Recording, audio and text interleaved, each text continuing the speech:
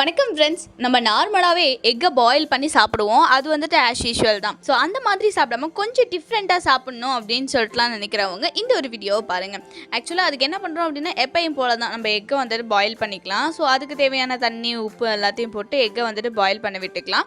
Egg வந்துட்டு நல்லா boil ஆகிட்டு வந்ததுக்கப்புறமா எக்கை தோல்லாம் அந்த மாதிரி உரித்து தனித்தனியாக எடுத்துக்கலாம்.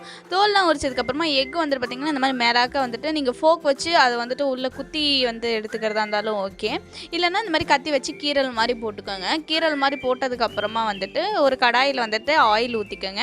ஆயிலில் நீங்கள் என்ன பண்ணுறீங்கன்னா லைட்டாக உப்பு சேர்த்துக்கோங்க. உப்பு சேர்த்ததுக்கப்புறமா அதில் வந்துட்டு லைட்டாக வந்துட்டு கரம் மசாலா தூள், லைட்டாக மிளகாத்தூள், தென் அதில் சேர்த்து அது நல்லா கொஞ்சம் பொரிஞ்சதுக்கப்புறமா நம்ம ஆல்ரெடி வந்துட்டு அந்த கீரி வச்சுருக்கக்கூடிய முட்டை இருக்குது பார்த்தீங்களா, அந்த முட்டையை வந்துட்டு நம்ம இது கூட வந்துட்டு சேர்த்துக்கலாம். ஸோ சேர்த்து வந்ததுக்கப்புறமா அது கூட நல்லா பெப்பர் சேர்த்து நல்லா வந்துட்டு மிக்ஸ் பண்ணிக்கலாம். அது நல்லா வந்துட்டு ஃப்ரை ஆகணும். அது ஃப்ரை ஆகும்போது மேலே லைட்டாக ஒரு க்ரன்ச்சினஸ் மாதிரி இருக்கும். கண்டிப்பாக அது ரொம்ப நல்லாயிருக்கும்.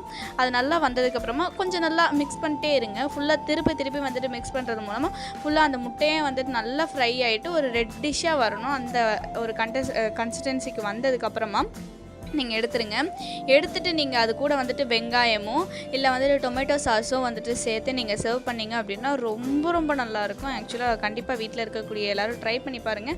நார்மலாக முட்டை சாப்பிட்றதுக்கு இந்த மாதிரி சாப்பிட்டீங்க அப்படின்னா ரொம்பவே நல்லாயிருக்கும். ஸோ ட்ரை பண்ணி பார்த்துட்டு எப்படி இருக்குது அப்படின்றத மறக்காமல் கமெண்ட் செக்ஷனில் சொல்லுங்கள். வாஹி தமிழா சேனலில் சப்ஸ்கிரைப் பண்ணாமல் பார்த்துட்ருக்கீங்க அப்படின்னா மறக்காமல் சப்ஸ்கிரைப் பண்ணிக்கோங்க. அடுத்த ஒரு சூப்பரான வீடியோவில் நான் உங்களை வந்துட்டு பார்க்குறேன். தேங்க்யூ.